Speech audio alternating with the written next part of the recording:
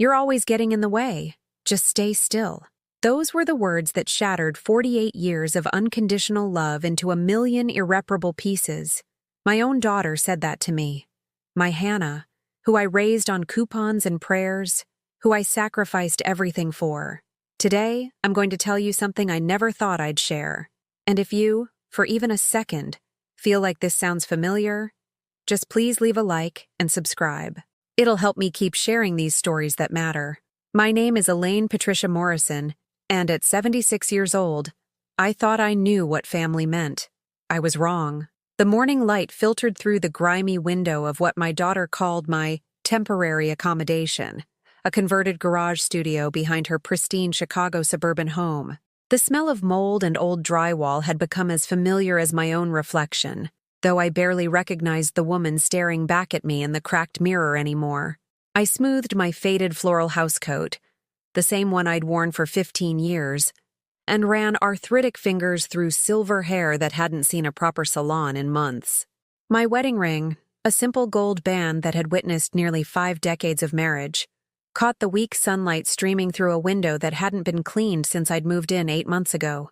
The studio apartment, if you could call it that, measured 12 by 14 feet.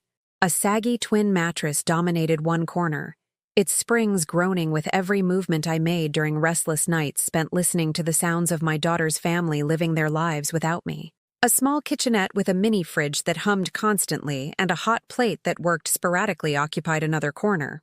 The bathroom was barely large enough to turn around in, with a shower that only produced lukewarm water for exactly 3 minutes before turning ice cold. This wasn't how I'd imagined spending my golden years. 2 winters ago, my Harold passed away quietly in his favorite recliner, a cup of Earl Grey growing cold on the side table beside him. Lainey, he used to call me, his voice soft and warm like honey. Nobody called me that anymore. Harold had been my anchor for 48 years, the steady presence who made me feel beautiful even when I caught sight of myself in department store mirrors and wondered when I'd become invisible to the world. After his funeral, a modest affair attended by neighbors who'd known us for decades and a handful of distant relatives, I found myself alone in our 3-bedroom ranch house in Oak Park. The silence was deafening. Every creak of the settling foundation, every tick of the grandfather clock in the hallway, every whistle of wind through the windows seemed amplified in the absence of Harold's gentle snoring, his evening news programs, his morning ritual of reading obituaries aloud and commenting, "Well, at least we're still here, Lainey." The bills arrived with relentless regularity, property taxes that had somehow tripled since Harold's retirement, heating bills that consumed half my modest Social Security check, medical expenses from Harold's final months that insurance didn't cover. I sold his car first, then his tools, then piece by piece the antique furniture we'd collected over nearly 5 decades together. But it wasn't enough. It was never enough. That's when I made the phone call that would change everything. My fingers trembled as I dialed Hannah's number, the digits as familiar as my own birthday, but somehow feeling foreign as I pressed each key. The phone rang 3 times before her voice came through, slightly distracted, background noise suggesting she was probably making dinner for her family. "Mom, is everything okay? You never call during dinner." The concern in her voice gave me hope. Maybe this wouldn't be as difficult as I'd imagined. Maybe my daughter, the little girl who used to crawl into my lap during thunderstorms, who I'd rocked to sleep every night for years, who I'd supported through college and her wedding and the birth of her son, maybe she'd understand. "Hannah, honey," I began, my voice catching slightly. "I need to talk to you about something important. About the house and the bills and, well, I might need some help." The silence on the other end stretched long enough for me to wonder if we'd been disconnected. When Hannah finally spoke, her tone had shifted to something cooler, more measured. "What kind of help, Mom?" I explained about the mounting expenses, the fixed income that seemed to shrink with every passing month, the reality that I simply couldn't afford to maintain the house where I'd raised her, where her father had died, where every room held memories that felt more precious than gold. "I see," she said when I finished. Another pause. "Well, you can't stay there if you can't afford it. That's just impractical." Impractical, not, "Oh, Mom, we'll figure this out together," or, "Don't worry, Family takes care of family. Just impractical. I was thinking, I continued, my heart hammering against my ribs. Maybe there might be room for me with you and James? Just temporarily, until I can figure out what comes next. The background noise on her end stopped abruptly. I could picture her stepping away from her family, lowering her voice so her husband and teenage son wouldn't overhear this embarrassing conversation with her needy mother. "Of course, Mom," she finally said, but something in her tone made my chest tighten. "We'll figure something out. Your family." But even through the phone, across the miles between Oak Park and her upscale Naperville neighborhood, I could feel the reluctance radiating through her words like cold air seeping under a door. 3 weeks later, I stood in the driveway of the house where I'd spent 32 years, watching strangers load my entire life into a moving truck. The sale had gone through faster than I'd expected. Apparently, properties in our neighborhood were in high demand. After paying off the remaining mortgage and covering the real estate fees, I walked away with $2.1 million. $2.1 million. The sum total of a lifetime of careful saving, modest investing, and going without so others could have more. Harold's life insurance policy. My teacher's pension that I'd never touched. The savings account we'd fed $20 at a time for decades, dreaming of a retirement filled with travel and grandchildren's visits, and maybe a little cottage by a lake somewhere. Hannah had insisted on helping with the financial transition, as she called it. "Just until you get settled, Mom. Don't worry, we're family." She'd used that phrase twice now, and each time it felt less like reassurance and more like a business transaction. I should have trusted my instincts. I should have listened to the small voice in my head that whispered warnings I wasn't ready to hear. But I was 74 years old, alone for the first time in nearly 5 decades, and desperate to believe that blood really was thicker than water. The moving truck pulled away from my old house, just as the sun began to set behind the oak trees Harold had planted when Hannah was in elementary school. I stood there for a moment, my suitcases at my feet, looking at the home where I'd been happy, where I'd belonged, where I'd been needed and wanted and valued. I didn't know it then, but I was saying goodbye to more than just a house. I was saying goodbye to the woman I used to be. The drive to Hannah's house should have been a homecoming. Instead, it felt like a funeral procession for the life I was leaving behind. As Harold's old Buick, the last piece of him I couldn't bear to sell, hummed along the familiar suburban streets, memories flooded through me with the intensity of a dam bursting. I remembered Hannah at 6 years old, standing in our tiny kitchen in hand-me-down clothes that I'd carefully mended and hemmed to fit her growing frame. We couldn't afford new school shoes that year. Harold had been laid off from the factory for 3 months. So I took her to Goodwill and let her pick out a pair of patent leather Mary Janes that were only slightly scuffed. I spent that evening polishing them until they gleamed like new, using my own spit and elbow grease to make my daughter proud to wear them. "They're beautiful, Mama," she'd whispered, her small hands tracing the shiny surface. "They're the prettiest shoes in the whole world." The next week, I ate peanut butter sandwiches for lunch every day so I could save enough money to buy her the class picture package. $37 might as well have been $300, but Hannah's smile in that photograph, gap-toothed and radiant, wearing those secondhand shoes like they were glass slippers, made every sacrifice worth it. When she was 12 and desperately wanted to take ballet lessons like her classmates, I took a second job cleaning offices at night. I'd work my regular shift at the elementary school cafeteria, come home to make dinner and help Hannah with homework, then head out at 8 o'clock to vacuum corporate buildings until midnight. My feet would throb, my back would ache, and I'd fall into bed exhausted only to wake up 5 hours later and do it all again. But Hannah got her ballet lessons. She got the pink leotard and the soft slippers and the Saturday morning classes at Miss Patricia's dance studio. I'd sit in the waiting room every week, watching her through the glass partition as she learned to relevé and plié, her face serious with concentration. Other mothers chatted about their weekend plans and vacation destinations while I darned Harold's socks and planned meals around whatever protein was on sale at the grocery store. "Is she any good?" one of the other mothers asked me once, nodding toward Hannah as she struggled with a pirouette. "She's perfect," I replied, and I meant it. She was perfect because she was mine, because every stumble and triumph belonged to both of us, because her dreams had become my dreams through sheer force of maternal love. High school brought new challenges. Hannah needed a dress for homecoming, then prom, then graduation. She needed money for senior pictures, yearbooks, class rings, college application fees. Each request came with an apology and a promise that this would be the last time, but I would have given her the moon if she'd asked for it. I sold my mother's china set, the one I'd inherited when she passed, the delicate rose pattern that I'd dreamed of using for holiday dinners someday, to pay for Hannah's SAT prep course.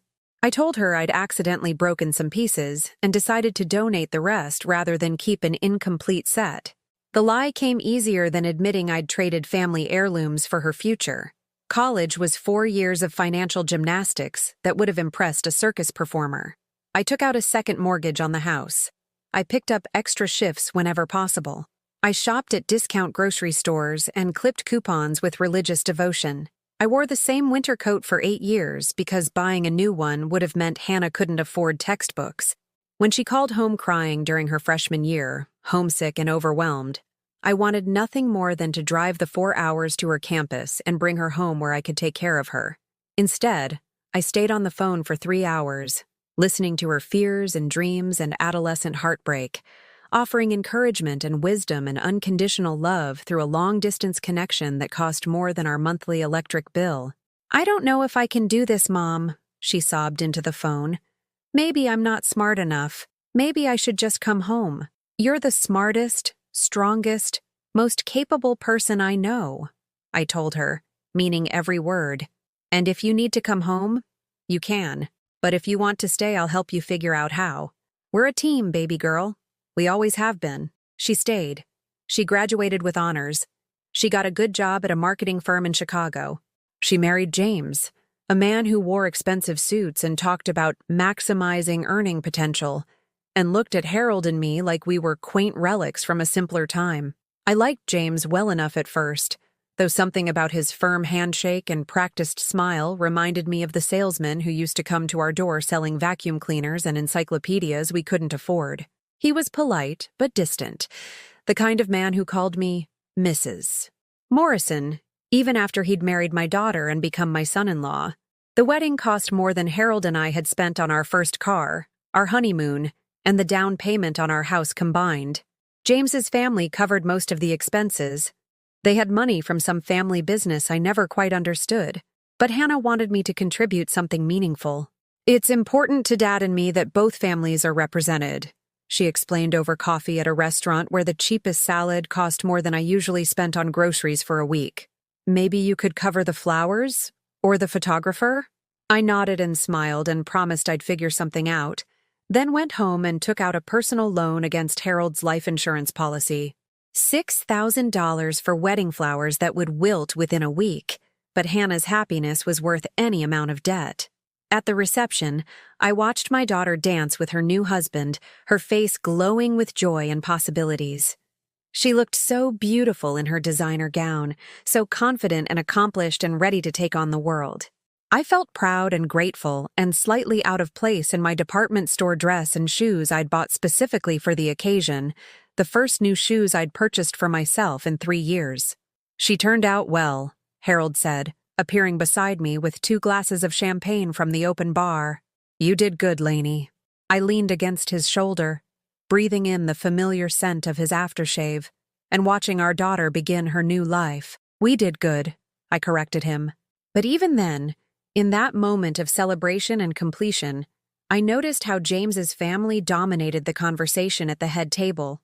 I noticed how Hannah laughed at his father's jokes and deferred to his mother's opinions about everything from the cake to the centerpieces. I noticed how she seemed to be trying on a new version of herself, one that fit more seamlessly into their world of country club memberships and stock portfolios and vacation homes. I told myself it was natural.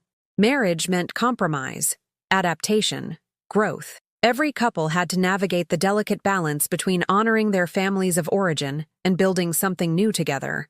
What I didn't realize was that Hannah was already learning to see Harold and me as obstacles to overcome rather than foundations to build upon. The signs were subtle at first. Phone calls that became less frequent and more perfunctory. Holiday visits that felt rushed and obligatory. Conversations that focused more on Hannah's career achievements and social commitments than on the kind of intimate family sharing that had once defined our relationship. When baby Michael was born 3 years after the wedding, I thought everything would change. I imagined long afternoons of babysitting while Hannah ran errands, quiet evenings of rocking my grandson while sharing stories about his mother's childhood, family dinners where 3 generations gathered around the same table with love and laughter filling the spaces between words. Instead, I was allowed carefully scheduled visits that felt more like appointments than family time. I could hold Michael for exactly as long as Hannah deemed appropriate, could offer advice only when specifically asked, could participate in his upbringing only within the narrow parameters that James and Hannah established. "We're trying to be really intentional about boundaries," Hannah explained when I asked if I could keep Michael overnight occasionally. "It's important for him to bond primarily with his immediate family unit during these crucial early development months." Immediate family unit. When had my daughter started talking like a psychology textbook instead of a mother who might want her own mother's help and wisdom? I nodded and smiled and pretended to understand. But inside, I felt something shifting. The easy intimacy we'd once shared was being replaced by polite distance. The daughter who used to call me for advice about everything from recipes to relationships now consulted parenting books and online forums and friends from her new social circle. I was becoming peripheral to her life, useful for birthday cards with checks inside and holiday visits that fulfilled some sense of filial obligation, but no longer essential to her happiness or success. Harold noticed it too, though he never said anything directly. "She's busy," he'd say when weeks passed without a phone call. "Young families have a lot going on." But I caught him sometimes, staring at photographs of Hannah's childhood, his expression thoughtful and slightly sad. I think he was asking himself the same question that had started to haunt my quiet moments. Was I used? The guest house behind Hannah's colonial was nothing like the warm refuge I'd imagined during those sleepless nights in my empty Oak Park home. When James led me through their perfectly manicured backyard, past the in-ground pool and the outdoor kitchen they'd installed the previous summer, I felt the first twist of unease in my stomach. "It's just temporary, Mom," Hannah called from the back porch, not bothering to walk with us. She was balancing Michael on her hip while talking on her phone, a pose that had become as natural to her as breathing. "We're still finishing the guest room in the main house." The studio smelled like fresh paint and old moisture, a combination that made my sinuses burn. The walls were bare drywall with visible seams and nail holes that hadn't been filled. A small window faced the alley behind their property, offering a view of garbage cans and the back of another house. The floor was unfinished concrete with a rug that looked like it had come from a discount store. In one corner sat a twin bed with a mattress that sagged in the middle like a hammock. A tiny kitchenette occupied the opposite wall. A mini fridge that hummed constantly, a microwave from the 1990s, and a hot plate that James explained works most of the time. The bathroom was barely large enough for one person, with a shower stall that had a crack running from the drain to the ceiling. "The Wi-Fi doesn't reach out here," James said, setting down my suitcases with more force than necessary. "But there's a coffee shop about 6 blocks away if you need internet for anything." I stood in the middle of the space, trying to process the reality of what was happening. This wasn't a guest room. This wasn't even a proper apartment. This was a storage unit with plumbing, a place where Hannah and James could warehouse me until they figured out what to do with their inconvenient obligation. "It's perfect," I lied, my voice barely above a whisper. "Thank you for letting me stay." James nodded curtly and headed back toward the main house, leaving me alone with the sound of that humming refrigerator and the distant laughter of my grandson playing in the backyard. I wasn't sure I was welcome to enter. That first night, I lay on the sagging mattress listening to the sounds of family life drifting through the walls. Dinner conversations I wasn't invited to join. The television shows they watched together after Michael went to bed. The ordinary rhythms of a household that had no place for me. The next morning, I woke early as I always had, dressed carefully in my best slacks and a blouse I'd ironed the night before, and knocked softly on the back door of the main house. Through the glass, I could see Hannah moving around the kitchen, preparing breakfast for her family. She opened the door with a look of surprise, as if she'd forgotten I was staying 30 feet away from her dining room. "Mom, is everything okay?" It's 7:30 in the morning. I thought maybe I could help with breakfast, I said, trying to keep my voice bright and cheerful. I could make my famous pancakes for Michael. He used to love them when he was little. Hannah glanced back toward the kitchen, where I could see James sitting at the island reading something on his tablet. That's sweet, Mom, but we've got our routine down. Michael's kind of picky about his breakfast these days. I nodded and started to turn away, but she called after me. There's coffee made if you want some. Just knock first next time, okay? We're not really morning people. Knock first. In my daughter's house. To enter the kitchen where I'd once been welcome to cook meals and offer help and simply exist as part of the family.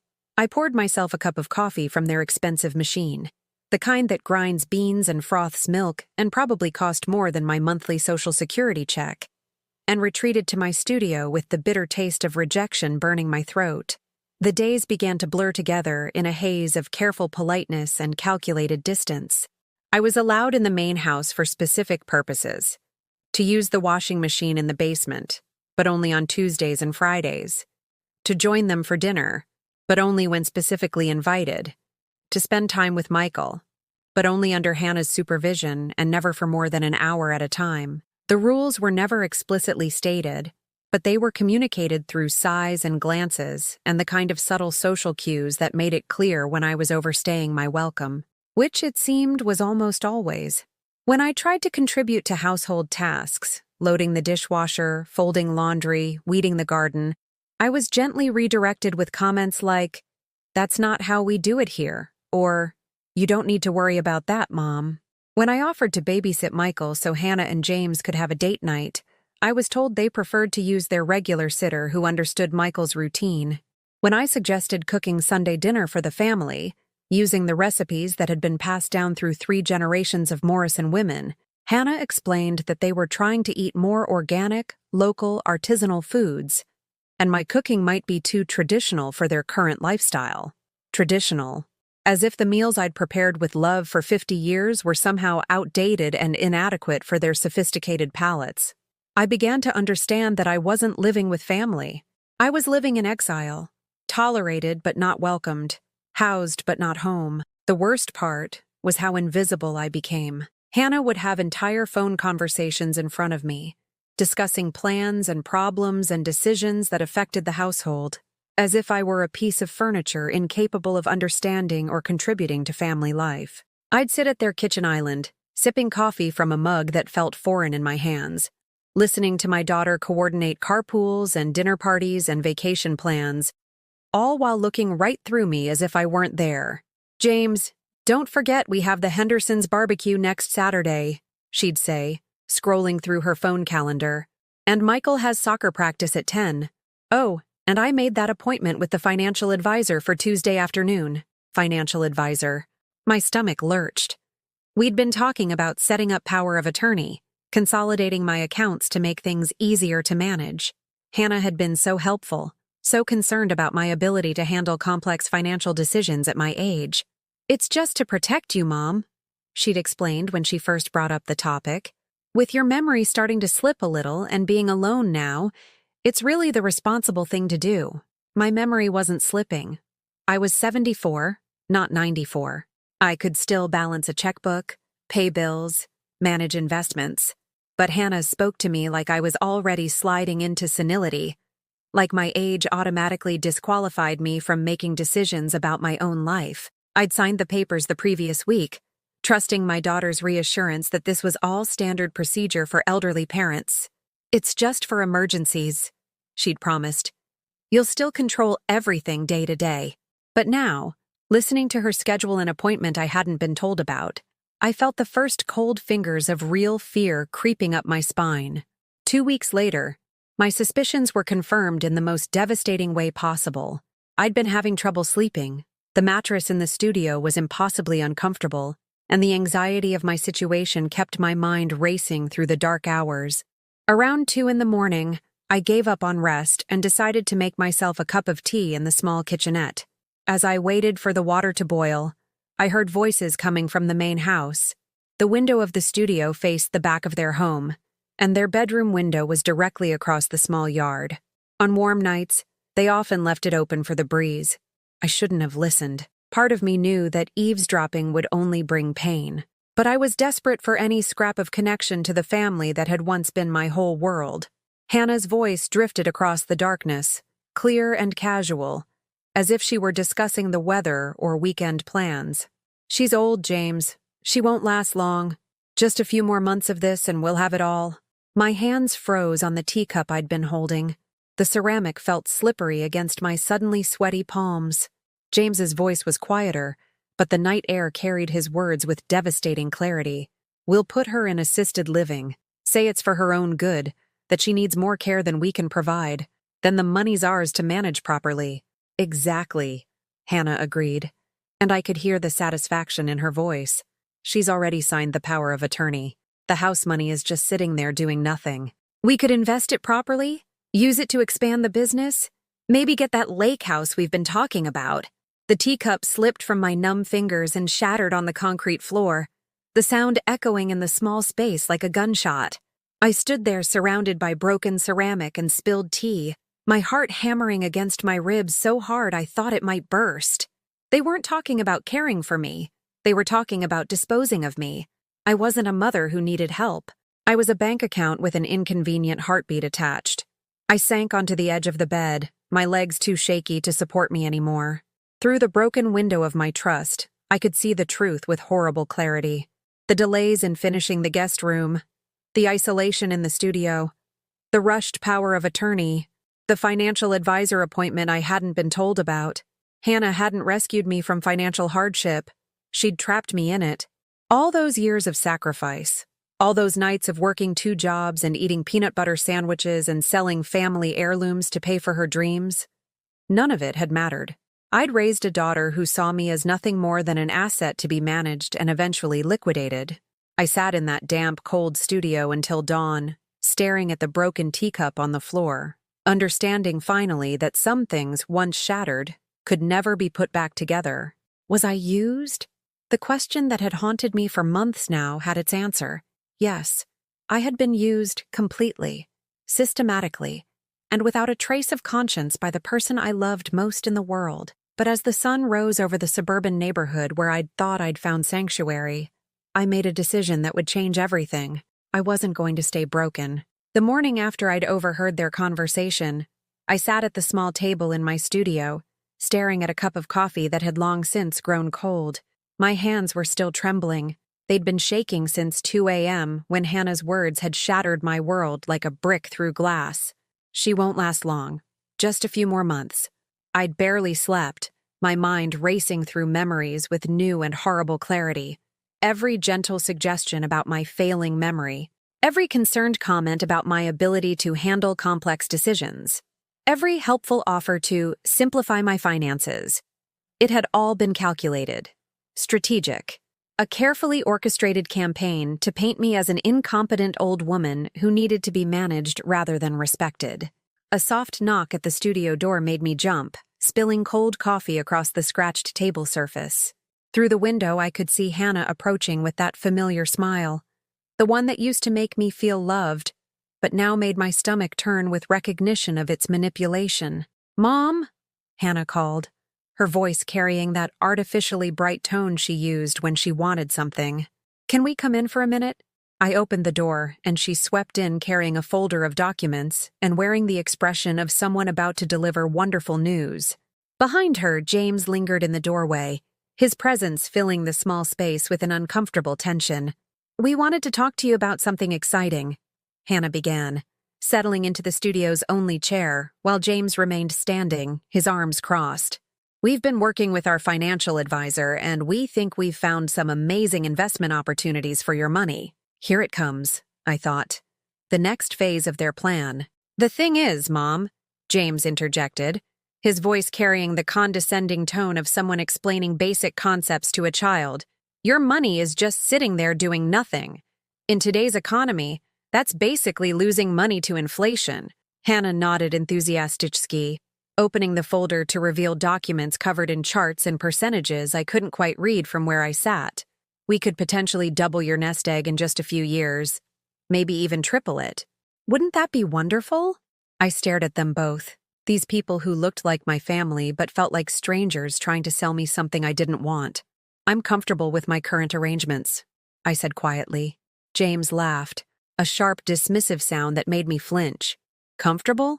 Mom, you couldn't even afford to keep your own house. How is that comfortable? The words hit like a slap. He was using my moment of vulnerability, the terrifying period when I'd had to ask for help, as evidence of my incompetence, twisting my trust into proof of my inadequacy. I had some temporary difficulties after Harold died, I said, fighting to keep my voice steady. That doesn't mean— Look, we're trying to help you here, James interrupted, his patience clearly wearing thin. But you're being stubborn about this. Don't you want your money to work for you instead of just sitting there? Hannah shot him a warning look, then turned back to me with renewed sweetness. What James means is that we love you, and we want to make sure you're financially secure. These investment opportunities require a minimum deposit of $50,000. But the returns are incredible. $50,000. My chest tightened. That was just the beginning. I could see it in their eyes. They weren't planning to invest my money. They were planning to absorb it piece by piece until nothing remained. I need to think about it, I said. Hannah's smile flickered for just a moment. Of course, Mom. But the opportunity window is pretty narrow. Our advisor said we need to move quickly if we want to secure these rates. Artificial urgency. Create pressure. Make me feel like I'd miss out on something important if I didn't act immediately. I recognized the sales tactics even as my heart broke, realizing they were being used on me by my own daughter. I said I need to think about it, I repeated more firmly this time. James's expression darkened. You know what? This is exactly the kind of stubborn thinking that got you into financial trouble in the first place. Maybe it's time to face reality about your limitations. James, Hannah hissed, but he was just getting started. She's living in our backyard because she couldn't manage her own finances, and now she's refusing help from people who actually understand money. It's like watching someone drown while they refuse a life preserver. The casual cruelty of his words stole my breath. This was how they really saw me. Not as family, but as an incompetent burden who should be grateful for their intervention. I think you should both leave now, I said, my voice barely above a whisper. Hannah stood quickly, shooting James another look that could have melted steel. Of course, Mom. We'll give you some time to think. But remember, we're only trying to help because we love you. After they left, I sat in the oppressive silence of the studio, my hands shaking so violently I had to clasp them together to make it stop. The folder of investment documents lay on the table where Hannah had left it, a physical reminder of their intentions. That afternoon, while Hannah was at her yoga class and James was at work, I decided to test something. I knocked on the back door of the main house, hoping to spend some time with Michael. Maybe my grandson, at least, would provide some genuine connection in this house of lies. Michael opened the door, his 12-year-old face already showing signs of irritation at being interrupted from his video game. "Oh, hi, Grandma," he said flatly. "Mom's not here." "I know, sweetheart. I was hoping we could spend some time together. Maybe you could show me how to play one of your games. Or we could bake cookies like we used to when you were little." He looked at me like I'd suggested we perform surgery on his gaming console. "I don't really do that stuff anymore, Grandma. I'm kind of busy." "Busy with what?" I asked, trying to keep the hurt out of my voice. "Just stuff. Mom says I don't have to hang out with you if I don't want to. She says old people get lonely and try to take up too much of kids' time." The words hit me like a physical blow. Hannah had been poisoning my relationship with Michael, teaching him to see me as a needy burden rather than a grandmother who loved him. "She said that?" I whispered. Michael shrugged, already turning back toward his game. "She says you're going through a hard time and we should be patient. But that doesn't mean I have to pretend to like stuff I don't like." Patient. As if my desire to connect with my grandson was a symptom of mental illness rather than natural affection. "I understand," I said, though I didn't understand anything anymore. Maybe another time. But as I walked back to the studio, I knew there wouldn't be another time. Hannah had systematically destroyed every meaningful relationship I had with this family, isolating me completely while positioning herself as my only source of support. That evening, I called my oldest friend, Margaret, whom I'd known since we were both young mothers struggling to make ends meet. We'd lost touch somewhat after Harold died, but she'd always been someone I could talk to honestly. "Elaine," she said, genuine warmth in her voice. "I've been wondering how you're settling in with Hannah. How are you doing?" The question opened a floodgate I hadn't realized I'd been holding back. I told her everything. The studio, the isolation, the financial pressure, the overheard conversation, the way Hannah had turned even Michael against me. Margaret listened without interruption, her silence growing heavier as my story unfolded.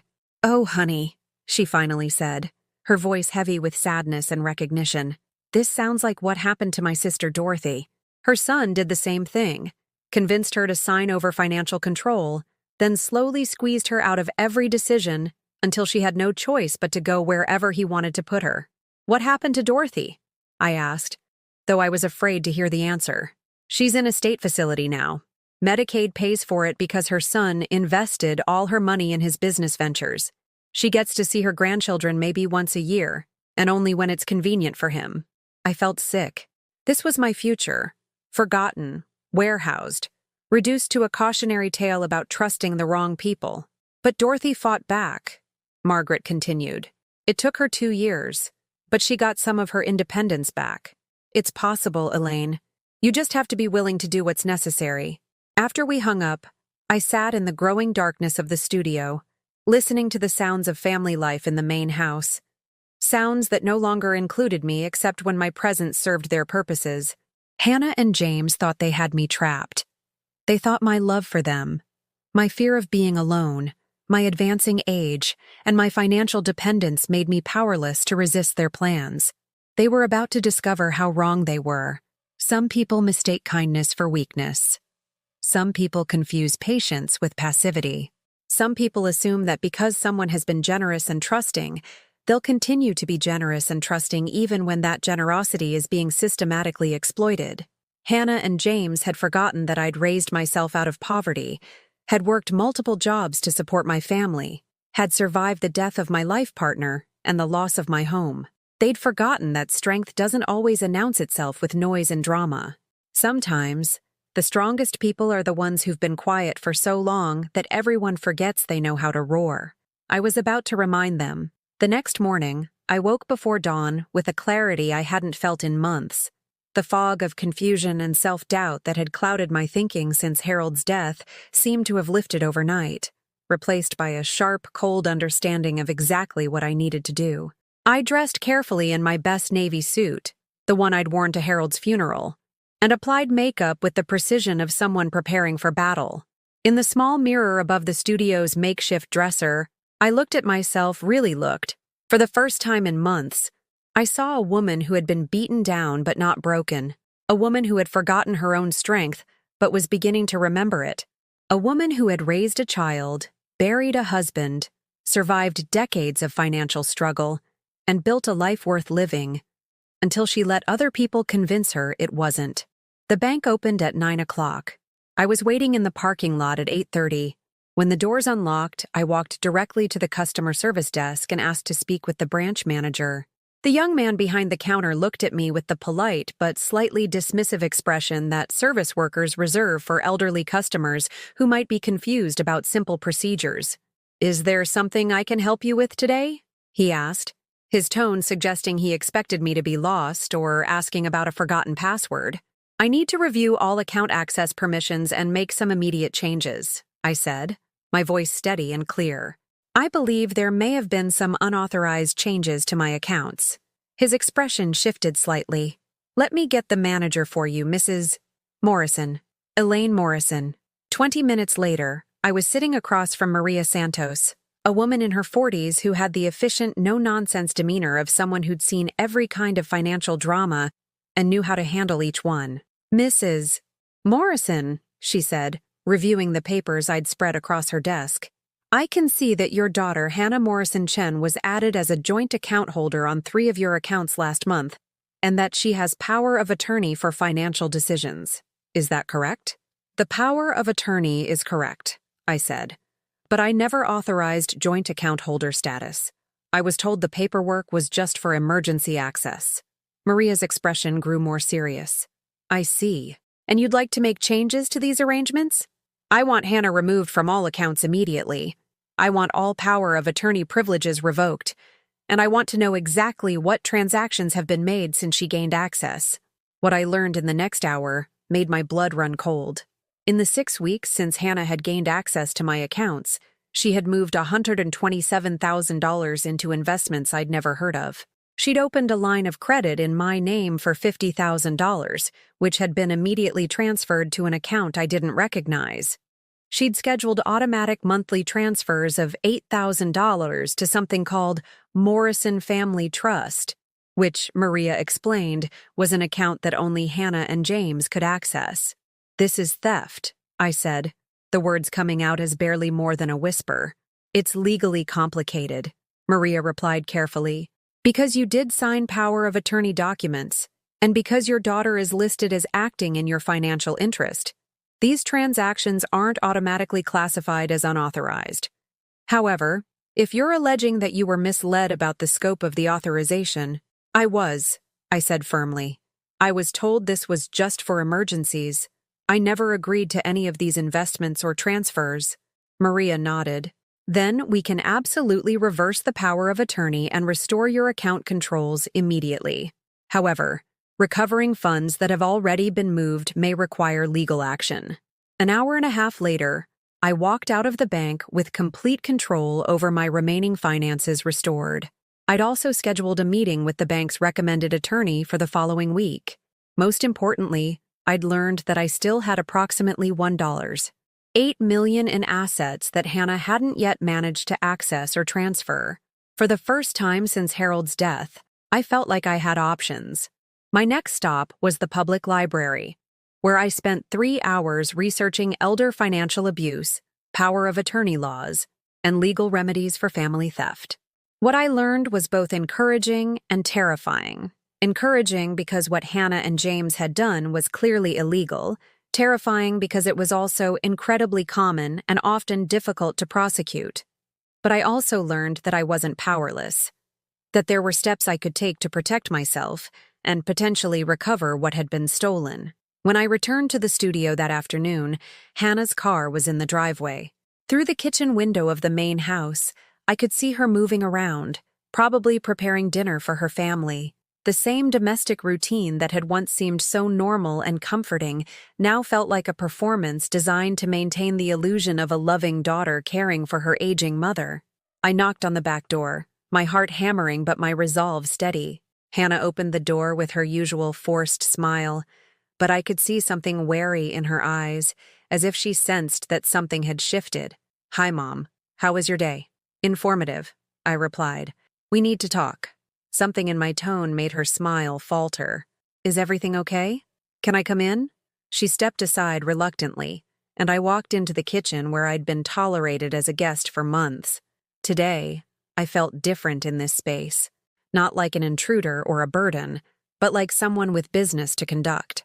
"I went to the bank today," I said without preamble. "I discovered some interesting things about my accounts." Hannah's face went completely white. "Mom, Can you explain why you transferred over $125,000 of my money without my knowledge or consent?" "It was investments," she said quickly, her voice rising with panic. "We were trying to help you grow your money. Everything we did was to benefit you." "Really?" I pulled out the bank statements Maria had printed for me.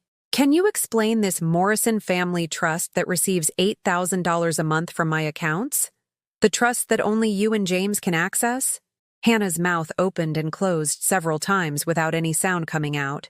Then, incredibly, she seemed to collect herself and shift into attack mode. "I can't believe you're being so paranoid and ungrateful," she said, her voice turning cold. "After everything we've done for you, after opening our home to you when you had nowhere else to go, this is how you repay us? By accusing us of stealing." The audacity was breathtaking. She was actually trying to make me feel guilty for discovering their theft. "I'm not accusing you of anything," I said calmly. "I'm telling you what I found. And I'm telling you that I've revoked your access to all my accounts." Hannah's mask slipped completely. "You can't do that. You need help managing your finances. You're not capable of handling complex financial decisions." "I'm 74, not 94, I replied. And I managed my finances perfectly well for decades before you decided I was incompetent. You lost your house, she screamed, abandoning all pretense of loving concern. You came to us broke and homeless, and we saved you. We gave you a place to live. You gave me a moldy studio in your backyard and treated me like an inconvenience, I corrected. And in exchange, you've stolen over $100,000 from me in less than 2 months. James appeared in the kitchen doorway, drawn by the sound of raised voices. When he saw my face, his expression went from curious to hostile in seconds. "What's going on here?" he demanded. "Your mother-in-law has lost her mind," Hannah said, her voice shaking with rage. "She's accusing us of stealing from her." "I went to the bank today," I said to James, watching his face carefully. "I know about the investments, the trust fund, the line of credit. I know about all of it." James looked like he'd been punched in the stomach. But then, just like Hannah, he shifted into aggression. "You ungrateful old woman," he snarled. "Do you have any idea what it's cost us to take care of you? The food, the utilities, the inconvenience of having you here disrupting our lives? We've sacrificed for you, and this is how you thank us? By stealing my money? By trying to help you make smart financial decisions," Hannah yelled. "By trying to prevent you from being taken advantage of by con artists and scammers." The irony was so thick, I almost laughed. "The only people who have taken advantage of me are standing in this room." That's when Hannah played her final card. "If you keep this up, Mom, you're going to have to leave. We can't have someone living here who doesn't trust us, who accuses us of things we didn't do. If that's how you feel about us, maybe you'd be happier somewhere else." There it was. The threat I'd been expecting. The ultimatum designed to make me choose between homelessness and submission. 6 months ago, this threat would have terrified me into compliance. The thought of being alone, of having to start over, of losing the only family connection I had left, it would have been enough to make me apologize and beg for forgiveness and pretend I'd never discovered their betrayal. But today, something had changed. Maybe it was the clarity that came from finally understanding the truth about my situation. Maybe it was the knowledge that I still had resources they hadn't managed to steal. Maybe it was simply that I'd reached the limit of what I could endure. "You're right," I said calmly. "I would be happier somewhere else." Hannah blinked, clearly not expecting this response. "What?" I said, "You're right. I'll be leaving. Tomorrow." The silence that followed was deafening. I could see them both frantically trying to recalculate, trying to figure out how their threat had backfired so completely. "Mom! Wait," Hannah said, her voice suddenly desperate. "Let's talk about this.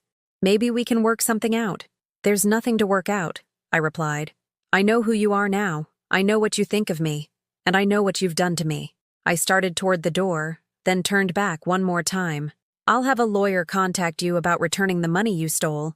And Hannah, the next time you tell someone that your mother won't last long, you might want to make sure she's not listening." The look of shock and horror on her face told me she knew exactly what I was referring to. I walked back to the studio and began packing my things. For the first time in months, I wasn't afraid of what came next. I was free. I didn't sleep that night. Instead, I sat on the edge of the sagging mattress, surrounded by the few possessions I'd managed to accumulate during my months in exile, and planned my escape with the methodical precision of a military operation. By dawn, I had reservations at an extended-stay hotel near downtown Chicago, an appointment with an attorney who specialized in elder abuse cases, and a clear plan for the next phase of my life. Most importantly, I had something I hadn't possessed in months: complete control over my own financial resources. The morning was crisp and clear, the kind of October day that makes you remember why autumn used to be your favorite season before grief and betrayal stole your capacity for appreciating simple pleasures. I packed my belongings efficiently, folding each item with the care of someone who'd learned to value what little remained of her independence. As I loaded my suitcases into Harold's old Buick, I heard the back door of the main house open. Hannah emerged, still wearing her silk pajama set and designer robe, her hair perfectly styled despite the early hour. She'd clearly been watching for me from the kitchen window. "Mom," she called, her voice carrying across the small yard with forced cheerfulness. "You're up early? Going somewhere?" I continued loading the car without looking at her. I told you yesterday, I'm leaving. Don't be ridiculous, she said, walking toward me with the confident stride of someone who'd never truly believed I'd follow through on my threat. You can't just leave. Where would you go? What would you do? I closed the trunk and turned to face her. In the morning light, I could see the calculation behind her concerned expression, the way she was already formulating her next manipulation. That's not your concern anymore, I replied. Hannah's mask of worry began to slip. Mom, you're being irrational. You can't survive on your own. You need help with things, with decisions, with managing your daily life. That's why you came to us in the first place. There it was again, the systematic undermining of my competence, the insistence that my temporary financial difficulty meant permanent mental incapacity. I came to you because I thought family meant something, I said. I was wrong. James appeared in the doorway, apparently drawn by the sound of our conversation. Even from across the yard, I could see the tension in his posture, the way he held himself like a man preparing for a fight he wasn't sure he could win. What's going on out here? He called. Your mother-in-law has decided to leave, Hannah replied without taking her eyes off me. She's having some kind of breakdown. The casual cruelty of it, describing my decision to stop accepting abuse as a mental health crisis, should have hurt. 6 months ago, it would have devastated me. Today, it just confirmed what I already knew about who these people really were. I'm not having a breakdown, I said calmly. I'm having a breakthrough. James walked over to join us, his expression shifting between confusion and irritation. Elaine, let's all just take a deep breath here. No one needs to make any dramatic decisions. The only dramatic thing that's happened is discovering that my daughter and her husband have been systematically stealing from me while pretending to provide care. We were not stealing, Hannah snapped, abandoning her pretense of concern. We were investing your money. We were trying to help you. Into a trust fund that only you can access? James stepped forward, his face flushing with anger. You know what? Fine. Leave. See how far you get on your own. See how long it takes before you're back here begging us to take you in again. James, Hannah hissed, shooting him a warning look, but he was past caring about maintaining appearances. No, Hannah. I'm tired of pretending this ungrateful old woman deserves our patience. We opened our home to her, we've taken care of her, and this is how she repays us? With paranoid accusations and threats? I looked at both of them. These people who'd taken advantage of my grief and vulnerability, who'd isolated me from my grandson, who'd stolen my money while convincing me I was incompetent to manage my own life, and felt something I hadn't experienced in months. Peace. You're right, James, I said. I am ungrateful. I'm ungrateful for the moldy studio you charged me to live in. I'm ungrateful for being treated like an unwelcome guest in a family I helped build. I'm ungrateful for being manipulated and lied to and stolen from by people who claim to love me. I opened the car door and paused, looking back at Hannah one more time. But most of all, I'm ungrateful for the lessons you've taught me. You've shown me that the person I raised, the daughter I sacrificed everything for, the child I loved more than my own life, that person doesn't exist anymore. Maybe she never did. Hannah's face crumpled, and for a moment I saw something that might have been genuine remorse. Mom, please don't say that. I do love you. I know we've made mistakes, but… Mistakes? I interrupted. Hannah, you didn't make mistakes. You made choices. You chose to see me as a resource to be exploited rather than a person to be respected. You chose to poison my relationship with my grandson. You chose to steal from me while pretending to care for me. I got into the car and rolled down the window. The lawyer will be in touch about returning the money you stole. And Hannah, the next time you decide someone won't last long, you might want to make sure they don't have more fight left in them than you imagined. As I drove away, I could see them both in my rearview mirror, standing in the driveway of their perfect suburban home, probably already calculating how to explain my departure to their friends and neighbors. No doubt I'd become the crazy old mother who'd turned paranoid and unreasonable, who'd bitten the hands that fed her. Let them tell that story.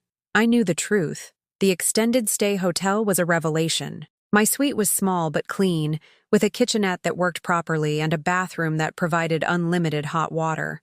The bed was firm and comfortable. The television had more channels than I could ever watch. Most importantly, it was mine. No one could enter without my permission. No one could make me feel unwelcome in my own space. That first night, I ordered room service. A simple chicken dinner that cost more than I would have normally spent but tasted like freedom. I ate slowly, savoring each bite while watching the evening news on a television that no one could tell me to turn off. Later, I called the attorney's office and confirmed my appointment for the following week. Then I called Margaret, my oldest friend, and told her everything that had happened. "Oh, honey," she said when I finished my story, "I'm so proud of you. It took incredible courage to do what you did." "I don't feel brave," I admitted. "I feel terrified and angry and sad all at the same time." "That's normal," she replied. "You've been through a trauma, but you survived it, and you took action to protect yourself. That's the definition of courage." After we hung up, I sat by the window of my hotel room, looking out at the city lights and thinking about the future. For months, I'd felt like my life was over, like I'd become nothing more than a burden waiting to die. Hannah and James had convinced me that I was incompetent, dependent, and incapable of making my own decisions. Tonight, I'd proven them wrong. I was 74 years old. I had nearly $2 million in assets, and I had decades of experience managing challenges that would have defeated weaker people. I'd raised a child as a single mother when Harold was deployed overseas. I'd worked multiple jobs to support my family. I'd survived the death of my life partner and the loss of my home. Most importantly, I'd survived the betrayal of the person I'd loved most in the world. If I could survive that, I could survive anything. The next morning, I started apartment hunting. Not for senior housing or assisted living facilities, for a real apartment where I could build a new life on my own terms. I wanted a place with good light, maybe a balcony where I could grow flowers, close enough to public transportation that I could maintain my independence even if I eventually stopped driving. I wanted a home where I would be welcome, where I would be valued, where I would be free to be myself without apology or explanation. I wanted a place where no one could tell me I was in the way, because it would be my way that mattered. For the first time in months, I was excited about the future. Not because it would be easy, I knew it wouldn't be, but because it would be mine. 3 months later, I stood on the balcony of my new apartment in downtown Portland, Oregon, watching the sunrise paint the Cascade Mountains in shades of gold and pink that no photograph could ever capture.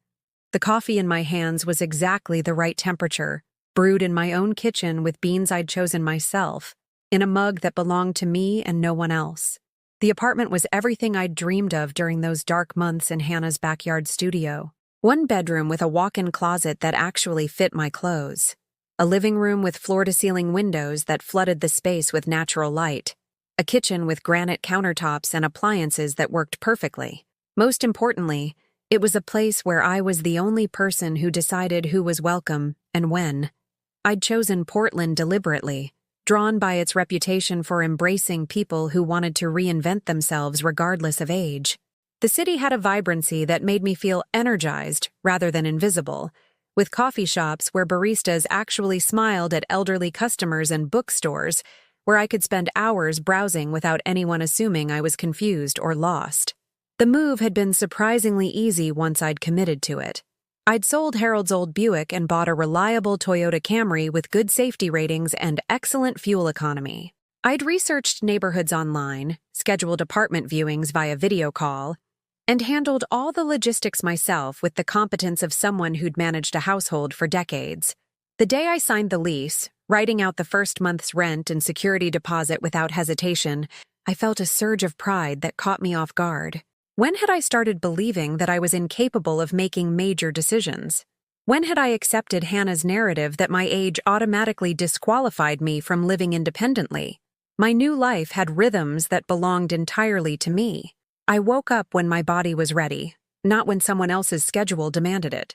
I made breakfast choices based on what I wanted to eat, not what someone else thought was appropriate for my age or health conditions. I spent my days pursuing activities that interested me rather than trying to stay out of anyone's way.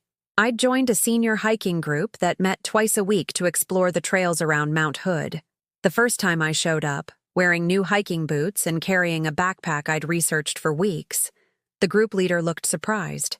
"Are you sure you're ready for this?" she asked, eyeing my silver hair and 74-year-old frame with concern. "These trails can be challenging. I've been walking for over 7 decades," I replied with a smile.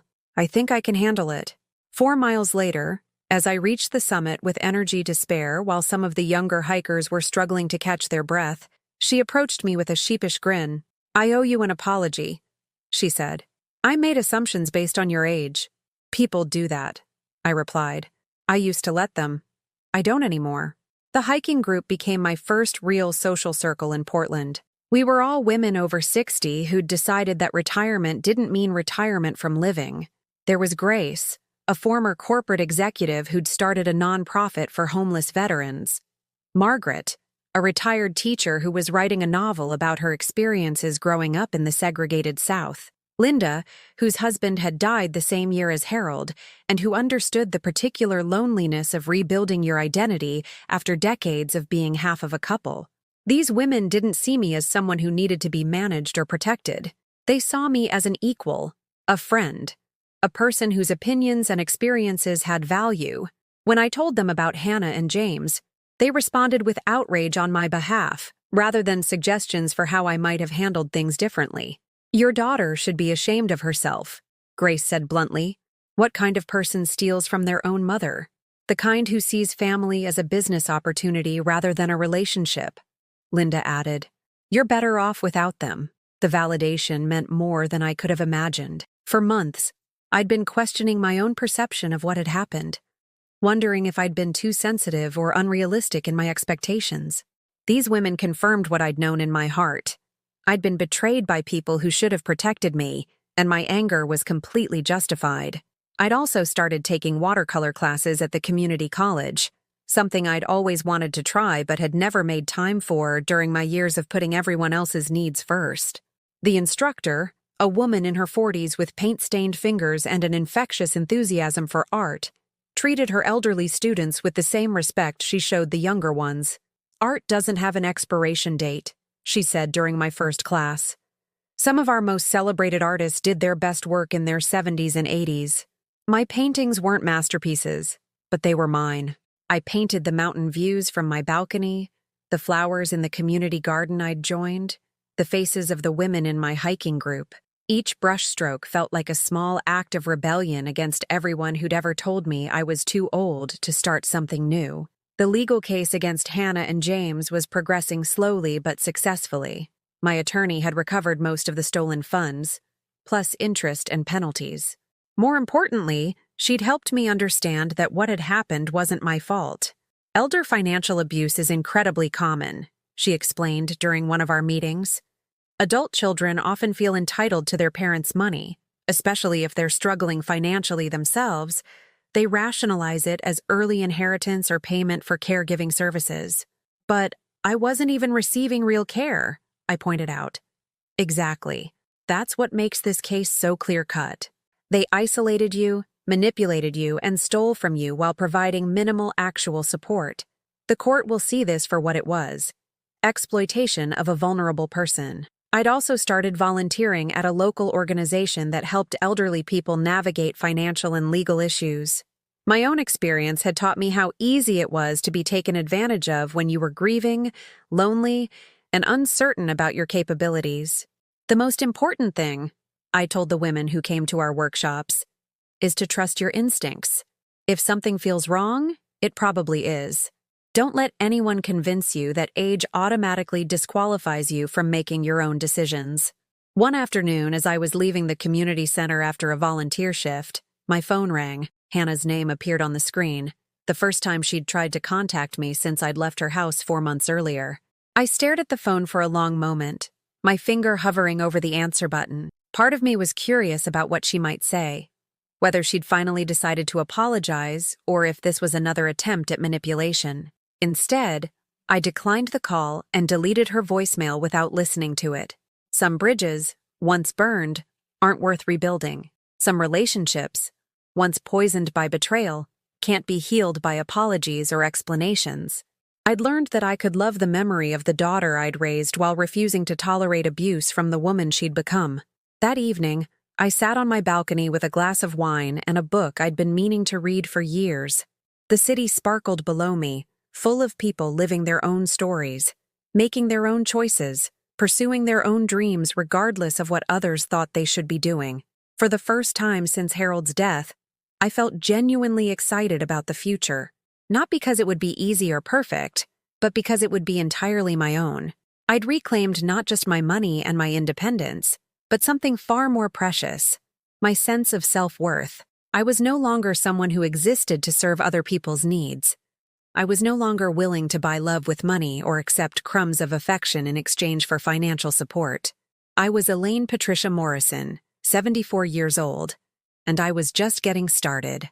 1 year later, I stood at the podium of the Portland Women's Club, looking out at an audience of 200 women whose faces reflected my own journey. Pain transformed into strength, betrayal alchemized into wisdom, endings that had become beginnings. I was wearing a royal blue silk blouse and my mother's pearl necklace, the one Hannah had never thought to steal because she'd never bothered to learn what mattered to me. My silver hair was professionally styled, and I carried myself with the confidence of someone who'd discovered her own worth after nearly losing it completely. They told me I was in the way, I began, my voice carrying clearly through the microphone. My own daughter looked at me and said, "You're always getting in the way. Just stay still." So I moved out, with the $2.1 million they thought they were going to inherit. The audience erupted in applause, but I could see in their faces that this wasn't just entertainment for them. These were women who understood, who'd experienced their own versions of family betrayal, financial abuse, and the particular cruelty of being discarded by people who were supposed to love them unconditionally. Over the past year, I'd become something I never expected, an advocate.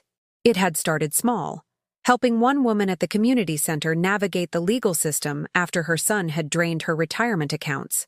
Then another woman whose daughter had convinced her to sign over her house, temporarily, and then refused to give it back. Word spread through the networks that connect women who've survived similar traumas. I began speaking at senior centers, community colleges, and legal aid societies. My story resonated because it was unfortunately common, but my outcome gave hope to women who thought they had no options left. The most insidious part of elder financial abuse, I continued, scanning the audience, isn't just the money they steal. It's the way they convince you that you're incompetent, that you can't survive without them, that you should be grateful for whatever scraps of affection they throw your way. I could see women nodding, tears streaming down faces that bore the weight of similar experiences. In the front row, a woman who looked to be in her 80s was clutching her purse with arthritic hands, probably thinking about her own struggles with family members who saw her as a resource rather than a person. "But here's what I learned," I said, my voice growing stronger. "Age doesn't automatically disqualify us from making our own decisions. Having been hurt doesn't mean we're helpless. Needing help sometimes doesn't mean we need to surrender control of our lives." The legal case against Hannah and James had concluded 6 months earlier. I'd recovered $156,000 of the stolen funds, plus interest and legal fees that they were required to pay. More importantly, the case had created legal precedent that other families couldn't ignore. Elder financial abuse had consequences that extended beyond family embarrassment. Hannah had called me twice more since that first attempt. I'd listened to one of the voicemails out of curiosity more than hope. Her voice had been carefully modulated, full of the kind of artificial remorse that manipulative people deploy when their first strategies fail. "Mom, I know we made mistakes," she'd said, as if stealing $156,000 was an accounting error rather than deliberate theft. "But we're still family. Michael asks about you. Maybe we could work something out. Find a way to move forward." I'd deleted the message without responding. Some relationships couldn't be salvaged, and some forgiveness would only enable further abuse. I'd learned to distinguish between genuine remorse and strategic apologies designed to regain access to what they wanted. Michael was a loss that still stung occasionally, late at night when I wondered what kind of man he'd become under his parents' influence. But I'd also realized that the relationship I'd mourned had never really existed. The distant, disrespectful boy who'd been too busy with his video games to acknowledge his grandmother had been shaped by parents who'd taught him to see me as an inconvenience rather than a person worthy of love and respect. The hardest lesson, I told the audience, was learning that sometimes the people who hurt us most are the ones we love most. Sometimes family means nothing more than shared DNA and convenient access to exploitation. But my story hadn't ended with loss and betrayal. In the past year, I'd built something far more valuable than what Hannah and James had tried to steal: a life of purpose, connection, and genuine joy. I'd traveled to places I'd always wanted to see, but had never made time for when I was busy serving everyone else's needs. I'd spent 2 weeks in Ireland, tracing my grandmother's ancestry and staying in bed and breakfasts where the owners treated me like an honored guest rather than a burden. I'd taken a cruise through the Norwegian fjords, sharing meals and stories with other solo travelers who decided adventure didn't have age limits. I'd also found love again, though not in the way I'd expected. Robert was a widower I'd met in my hiking group, a retired engineer whose wife had died 3 years before Harold. We'd bonded over shared experiences of rebuilding identity after loss, of learning to value ourselves as individuals rather than halves of couples. Our relationship was different from the marriage I'd had with Harold. Less dependent, more intentional. We maintained separate apartments but spent several evenings a week together, cooking meals and discussing books and planning adventures. He respected my independence rather than trying to diminish it, supported my advocacy work rather than competing with it for my attention. At 75, I told the audience, I'm happier than I've been in decades. Not because life is perfect, but because it's authentically mine. The speech concluded with a standing ovation that lasted several minutes. Afterward, women approached me with their own stories, asking for advice, sharing their struggles, thanking me for giving them permission to value themselves enough to fight back against family members who'd convinced them they were worthless. One woman, probably in her late 60s, waited until the crowd had thinned before approaching me. My son has been pressuring me to sell my house and move in with his family, she said quietly. He says it's because he's worried about my safety, but I think it's really about the equity. After hearing your story, I'm wondering if I should trust my instincts. What do your instincts tell you? I asked. That he wants my money more than he wants my company. Then trust that, I replied. Trust yourself. You've been making decisions successfully for decades. You don't suddenly lose that ability because you've reached a certain age. She nodded, tears streaming down her face. Thank you. I needed to hear that from someone who understands. That night, I sat on my balcony with a glass of wine and reflected on the journey that had brought me here. A year ago, I'd been broken, defeated, convinced that my value as a human being was tied to how much money I was willing to give away and how little space I was willing to occupy. Today, I was a woman who owned her own story, who'd transformed her trauma into a tool for helping others, who'd learned that the people who truly loved her would never ask her to diminish herself to make them comfortable. The future stretched before me like an open road. I had books to read, places to visit, women to help, adventures to experience. I had resources to protect and wisdom to share, and years of life to live on my own terms. Hannah and James had thought they were stealing my money. Instead, they'd given me something far more valuable. They'd forced me to discover my own strength. Sometimes the worst things that happen to us become the catalysts for the best things we never knew were possible. Sometimes losing everything helps us find what we never knew we were looking for. Sometimes the people who try to break us end up being the ones who show us just how unbreakable we really are. Let me ask you something. Have you ever experienced this kind of family betrayal? Or do you know someone who has been taken advantage of by people they trusted most? If this story touched your heart, please leave a comment sharing your experience. And if you believe this message needs to reach someone who's going through something similar right now, please hit that like button and subscribe to this channel. Your support helps ensure these important stories reach the people who need to hear them most. People who need to know they're not alone, they're not crazy, and they're definitely not powerless. Sometimes the best thing we can do for someone is simply let them know their story matters.